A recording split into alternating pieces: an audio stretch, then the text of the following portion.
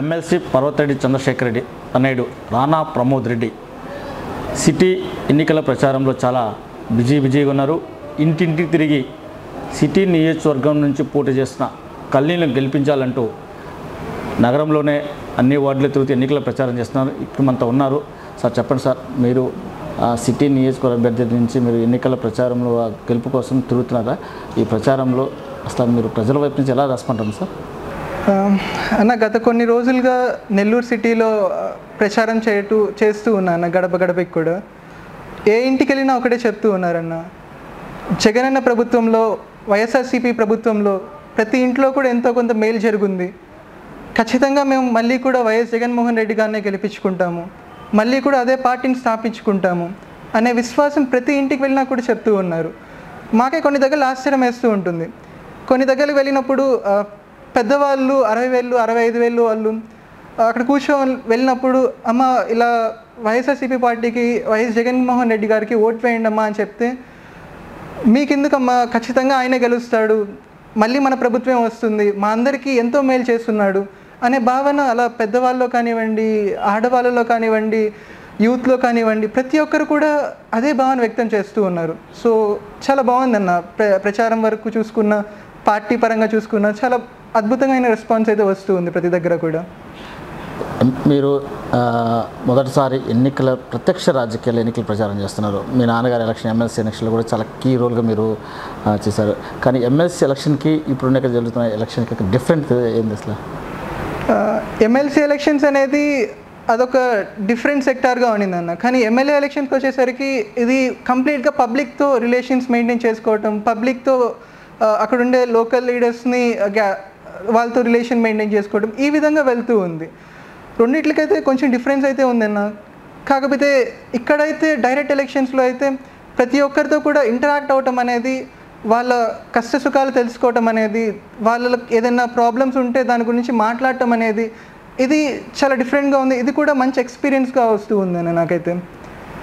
మీ నాన్నగారు ఫస్ట్ ఒక విద్యావేత్త, తర్వాత నుంచి రాజకీయ నాయకులు అయిపోయారు, ఎమ్మెల్సీ గెలిచారు, ఇప్పుడు ఏకంగా జిల్లా అధ్యక్షుడు సారథ్యంలో దాదాపు జిల్లాలో ఎన్నికలు మొత్తం జరగబోతున్నాయి. మీరు ఎన్నికల ప్రచారంలో పొందినప్పుడు మీకు ఎక్స్పీరియన్స్ ఎలా ఉంది? ఒక జిల్లా అధ్యక్షుడుగా, ఎమ్మెల్సీ కొడుకుగా మొదటిసారిగా ఎలక్షన్ ప్రచారం వెళ్తారు, మీ ఎక్స్పీరియన్స్ ఎలా ఉంది అసలు? అన్న, నేనైతే జిల్లా అధ్యక్షుడు కొడుకుగా కానీ లేకపోతే ఎమ్మెల్సీ కొడుకుగా కానీ ఎన్నికల ప్రచారం చేయట్లేదన్న. ఒక వైఎస్ జగన్ గారంటే ఆయన చేసిన పనులు కానీ, సంక్షేమం కానీ, అభివృద్ధి కానీ నాకు చాలా పర్సనల్గా కూడా నాకు ఆయన అంటే చాలా అభిమానం ఉందన్న.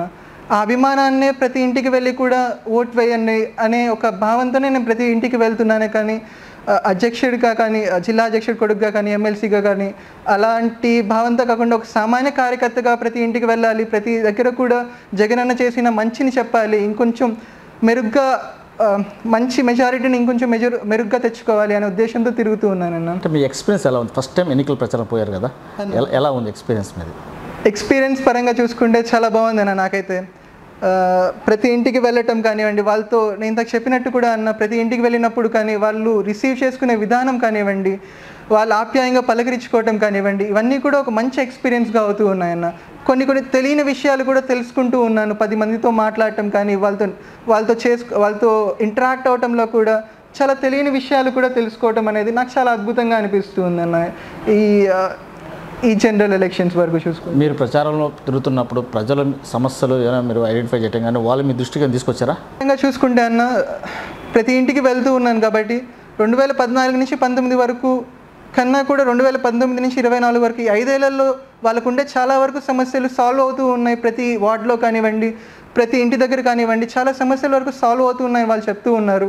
అక్కడక్కడ చిన్న సమస్యలు అయితే కొంతవరకు ఉన్నాయన్న. వాటన్నిటిని కూడా వచ్చే ప్రభుత్వం అందే కాబట్టి ఖచ్చితంగా వాటన్నిటిని కూడా చిన్న సమస్యలు ఏవైతే ఉన్నాయో వాటన్నిటిని కూడా పరిష్కరించుకుంటూ ఇంకా మెరుగ్గా మంచి పాలన అందించడానికైతే ఖచ్చితంగా కష్టపడుతూ ఉంటామన్న. నారాయణ గారు, అదేవిధంగా మీ వైసీపీ పార్టీ నుంచి కల్లీలు ఇద్దరు పోటీలో ఉన్నారు. ఇద్దరి మధ్య పోటీ ఎలా ఉండబోతుంది అన్న? వాస్తవంగా చెప్పాలి అంటే ఇదొక గట్స్ ఉన్న నిర్ణయం అన్న. ఒక అధికార పార్టీలో ఉంటూ ఒక సామాన్యమైన ఖలీల్ అహ్మద్ గారికి ఒక ఎమ్మెల్యే టికెట్ ఇవ్వడం అనేది నాకు తెలిసి రాష్ట్ర చరిత్రలోనే చాలా రేర్గా జరిగిన విషయం అన్న. ఆయన నమ్మకం కానీ, అందరి నమ్మకం కానీ ఏంటంటే ప్రతి ఇంటికి కూడా ఆయన సంక్షేమం అందింది. 85% ఇంట్లలో ఆయన సంక్షేమం అందింది. ప్రతి ఒక్కరు కూడా ఎంతో కొంత లబ్ధి చేకూరింది అనే విశ్వాసంతో, జగన్ గారి పైన విశ్వాసంతో ఈ ఎన్నికలు జరుగుతూ ఉన్నాయి.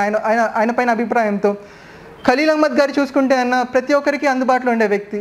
ఏ సమస్య వచ్చినా కూడా వెంటనే ఆ పర్సన్ దగ్గరికి వెళ్ళి సాల్వ్ చేయగలిగిన వ్యక్తి. ఎప్పుడు కూడా అందరికీ అందుబాటులో ఉండే వ్యక్తి. ఎవరైనా కూడా నేను కూడా ఒక నాకు లీడర్ ఎలా ఉండాలి అంటే, నా దగ్గరికి ఎవరైనా కూడా సమస్య అంటూ నేను వెళ్ళాలి అనుకుంటే నాకు ఈజీ యాక్సెసిబిలిటీ ఉండాలి. ఏదైనా సమస్యని సాల్వ్ చేసుకోవడానికి పరిష్కారం ఈజీగా మార్గం దొరకాలి. సో ఖలీల్ అహ్మద్ గారిలో ఇవన్నీ క్వాలిటీస్ కూడా ఉన్నాయి. ఎప్పుడు అందరికి అందుబాటులో ఉంటారు, ఏ సమస్య వచ్చినా కూడా వెంటనే స్పందిస్తారు అనే భావన ప్రతి ఒక్కరిలో కూడా ఉంది. ఎలాంటి ప్లస్ ఆయన ఒక క్లీన్ షీట్ ఉన్న వ్యక్తి. సో చాలా బాగుంది ఎలక్షన్ ప్రచారం గారు చూసుకున్నా కూడా ఖలీల్ అహ్మద్ గారికి ఒక మంచి వేవ్ అయితే ట్రాన్స్ఫర్ అవుతూ ఉంది. ఆ వేవ్ అంతా కూడా వైఎస్ జగన్మోహన్ రెడ్డి గారు కానీ, వైఎస్ఆర్సీపీ పార్టీ కానీ, ఆయన చేసుకున్న సంక్షేమ పథకాలు కానీ, అభివృద్ధి కానీ, వీటన్నిటిపైన కూడా ఒక మంచి రెస్పాన్స్ అయితే ప్రతి గడపలో కూడా జరుగుతూ ఉంది కేవలం సంక్షేమ పథకాలు మాత్రం ఇచ్చారు, అభివృద్ధి ఎక్కడ జరగలేదు. అదేవిధంగా యూత్ కూడా చాలామంది ఉద్యోగ అవకాశాలు ఎక్కడ కల్పించలేదు అని చెప్పేసి ఒక పెద్ద అసంతృప్తి ఉంది కదా. దీని మీద మీరు ఏం సమాధానం చెప్తారు మీరు చెప్పిన ఫస్ట్ పాయింట్ సంక్షేమ పథకాల గురించి నాకు తెలిసి రాష్ట్ర చరిత్రలోనే ఇప్పటి వరకు జరగనంత విధంగా సంక్షేమ పథకాలు అందరికీ కూడా అందుతూ ఉన్నాయన్న. అభివృద్ధి గురించి మీరు మాట్లాడుతూ ఉన్నారు, కొంతమంది ఇతర పార్టీ నాయకులు అంటూ ఉన్నారు. అభివృద్ధి గురించి చూసుకుంటే ఈరోజు ఇంతకుముందు పిల్లలు గవర్నమెంట్ స్కూల్లో వెళ్ళి చదువుకోవాలంటే పిల్లలు ఎంత కష్టపడేవాళ్ళు, ఎంత ఇబ్బంది పడేవాళ్ళు. ఒక్కొక్క అమ్మాయికి నేను చాలా స్కూల్స్లో కూడా వింటూ ఉన్నాను ఎమ్మెల్సీ క్యాంపెయినింగ్ అప్పుడు. కానీ అక్కడ కొంతమంది పిల్లలతో మాట్లాడుతూ ఉంటే ఇంతకుముందు అక్కడ టాయిలెట్స్ కూడా ప్రాపర్గా ఉండేవి కాదని చెప్తూ ఉన్నారు. ఈ ప్రభుత్వం వచ్చిన తర్వాత ప్రతి స్కూలు కూడా 60,000 కోట్లతో ప్రతి స్కూలు కూడా నాడు నేడు ద్వారా అభివృద్ధి జరుగుతూ ఉంది. హాస్పిటల్స్ రూపురేఖలు మార్చుకుంటూ ఉన్నాయి, మెడికల్ కాలేజెస్ కడుతూ ఉన్నాం, ఫిషింగ్ హార్బర్స్ పెడుతూ ఉన్నాం, అదేవిధంగా పోర్ట్స్ కడుతూ ఉన్నాం, ఎయిర్పోర్ట్స్ కడుతూ ఉన్నాం. ఇవన్నీ కూడా అభివృద్ధి కిందకి వస్తూ ఉన్నాయన్న. అదేవిధంగా నెల్లూరు సిటీ గురించి వస్తే, అభివృద్ధి గురించి వస్తే, నెల్లూరు సిటీ గురించి సర్వేపల్లి కెనాల్ రివేట్మెంట్ కానివ్వండి, జాఫర్ సాహెబ్ కెనాల్ రివేట్మెంట్ కానివ్వండి, వెంకటేశ్వరపురం పెన్న రిటైన్మెంట్ వాల్ కానివ్వండి, మనకి రామలింగపురం ఫ్లైఓవర్ కానివ్వండి, 32 ప్రైవేట్ పార్క్స్ 32 పార్క్స్ కానివ్వండి, 34 మున్సిపల్ స్కూల్స్ కానివ్వండి, ఇవన్నీ కూడా అభివృద్ధి నెల్లూరు సిటీలో జరిగాయన్న. ఇలాంటి అభివృద్ధి ఇంతకుముందు కూడా జరగలేదు.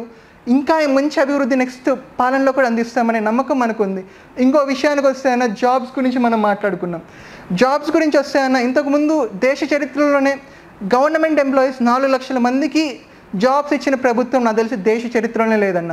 ఒక 2 లక్షల ఉద్యోగాలు వాలంటీర్స్ని పక్కన పెట్టుకున్నా కూడా ఇంకొక 2,40,000 ఉద్యోగాలు సచివాలయం కావచ్చు, డిఎస్సి 1998 డిఎస్సి కావచ్చు, 2013 డిఎస్సి కావచ్చు, 2018 డిఎస్సి వాళ్ళకి కావచ్చు, ఎవరికైతే అక్కడ అన్యాయం జరిగిందో వీళ్ళందరినీ కూడా మంచిగా చేసుకుంటూ వస్తూ ఉన్నాం. సో అభివృద్ధి జరుగుతూ ఉంది, సంక్షేమం జరుగుతూ ఉన్నాయి, రెండు కూడా ప్యారలల్గా జరుగుతూ ఉన్నాయి, తీసుకొని వెళ్తూ ఉన్నామన్నా. ఇప్పుడు చంద్రబాబు కూడా మేము సంవత్సరానికి 20 లక్షల ఉద్యోగాలు ఇస్తారంటే అసలు సాధ్యమవుతుంది అసలు? మీరు మేనిఫెస్టో గురించి మాట్లాడారు కాబట్టి దాని గురించి ఒక పాయింట్ కూడా చెప్తానన్నా. ఇంతకుముందు చంద్రబాబు నాయుడు గారు జగన్మోహన్ రెడ్డి గారి పాలనలో సంక్షేమం ఎక్కువ జరుగుతూ ఉంది, దీనివల్ల రాష్ట్రం అప్పుల పాలు అవుతుంది అని చాలా సందర్భాల్లో చెప్పడం మనందరం కూడా గమనించాం. ఈరోజు అదే చంద్రబాబు నాయుడు గారు ఇంతకు ముందు కన్నా జగన్మోహన్ రెడ్డి గారు ఇచ్చిన సంక్షేమ పథకాల కన్నా ఇంకొంచెం ఎక్కువ ఇస్తాం. ప్రతి దాంట్లో కూడా ఈరోజు మనం అమ్మఒడి తీసుకుంటే 17,000 మనం ఇప్పుడు జగనన్న ప్రభుత్వం నెక్స్ట్ ఇస్తామంటూ ఉంటే దానికన్నా ఎక్కువ ఇస్తామంటూ ఉన్నారు. ఇలా ప్రతి దాంట్లో కూడా జగన్మోహన్ రెడ్డి దానికి చేసిన దానికన్నా ఇంకా ఎక్కువ తీసుకొని వెళ్తామంటూ ఉన్నారు.